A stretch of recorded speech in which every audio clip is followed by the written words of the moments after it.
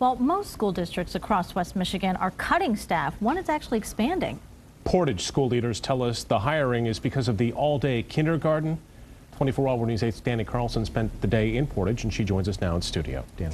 Brian and Marley, we told you about the state's change in kindergarten funding months ago. Now, in order to get full funding for kindergarten, students need to be in class for a full day, not a half day. For Portage, that meant creating 19 new kindergarten classes, all which needed teachers. I think, full day's here to stay. Sarah Hamburg, a new Portage kindergarten teacher, says she knows some people might object to the idea of all-day K for every kid, but she says she really does think it's an opportunity.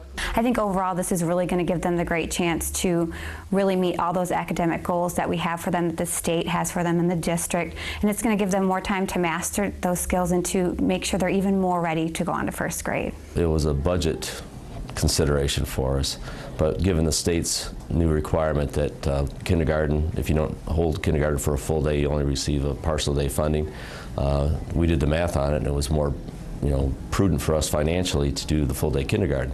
Portage would have lost about $2.5 million if they hadn't switched to all-day K. The switch, which means 19 new classrooms for the about 700 kindergartners and 13 brand new kindergarten teachers, costs about $1.5 million, meaning about $1 million saved. But it still costs money to hire those teachers.